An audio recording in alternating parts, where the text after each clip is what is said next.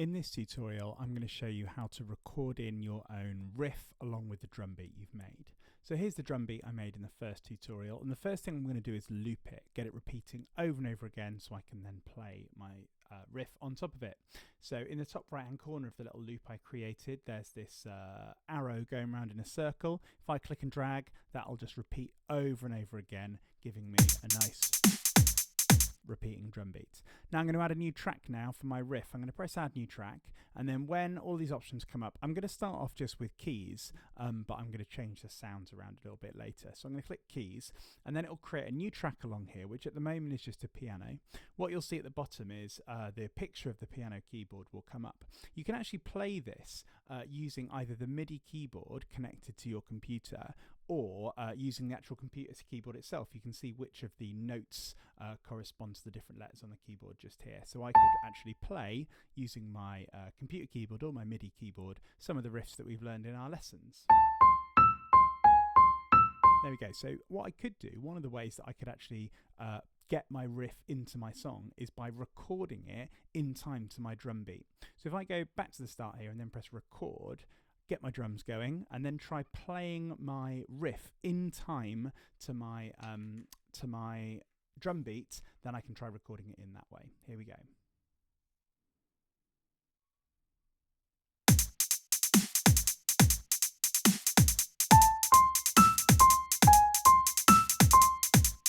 There you go, and I only need to do it once. You can see I only did it once there because I'm going to loop it, and you can see it's giving me all this kind of space on either side where I didn't come in straight away. So I'm going to get rid of that by clicking and dragging in the bottom left-hand corner to make it smaller. Now I'm not going to go to there. I'm going to make sure that I use the grid lines. The grid lines are these bar numbers at the top here, and I've got one at number 3. I want this to start exactly on 3, so I'm going to make sure I drag it to there, and I want it to end exactly on one of the numbers as well. I'm going to have it landing on 5. If it doesn't do that, if it goes here, then it won't loop properly and it won't be in time. So using those grid lines and making sure that all of your parts start and end on those grid lines is essential.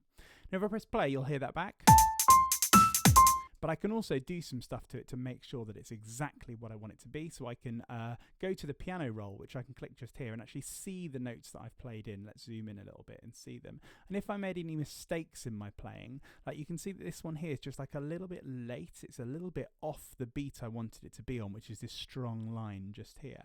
And you can get your notes exactly right by dragging them to the strong lines. So there we go. I'm going to pop it just there on the strong line. There we go.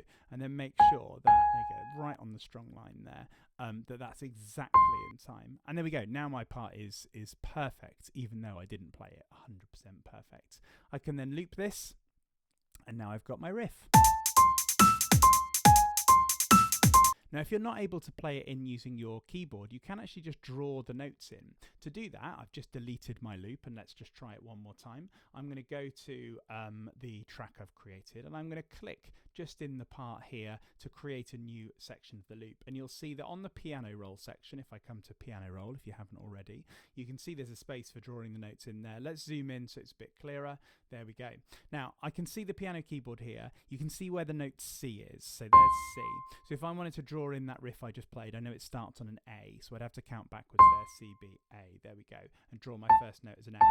If I click and hold my mouse, you can see it actually says there A4, so I know that that's an A. That can be a way to find your way around if you're not totally sure what note's which.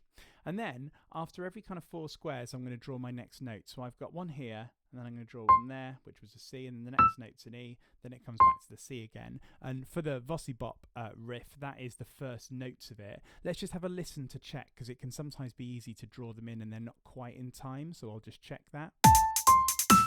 There we go. I know that that works, and actually I know they were on time because I've used those strong lines on the grid lines here, the slightly darker grey lines. That's where the main beats are. That's only half of it though. That's only the first part. So now I need to extend my loop. If I go to the bottom right hand corner of my loop here, click and drag, and I'm going to make it, it's not going to finish just here. It's going to finish right on the grid line, right on number 3. Remember, I'm always using those grid lines for everything. Then I can do my next part of my riff. It goes down to the black note here, A flat, and then it goes up again. And this is really about kind of like trial and error of getting your notes in the right place and making sure they work. The most important thing is listening to it back and see if it sounds right. There we go, that's working well. So once you've got your riff put in, either by drawing it like I just did, or by recording it as I did before, you can then loop it by going to the top right hand corner just here, clicking and dragging and getting that one looping. There we go. Now finally, it's on a piano, which is fine, but you might be able to find a more interesting sounds to play this on. So I'm going to go back to the instrument tab here now for my grand piano. And if I click where it says grand piano, I've got all sorts of stuff that I can use here. There's various different types of pianos, but there's also, I'm going to go to the synths and try and find something quite synthesizer-like. I'm going to try, there's loads of really good ones here, and it's all just about experimenting. I'm going to try the plucked synth section and just click on one and then press play. Sounds a bit computer gamey, that one. Let's try another one. And I'm just going to click through a couple.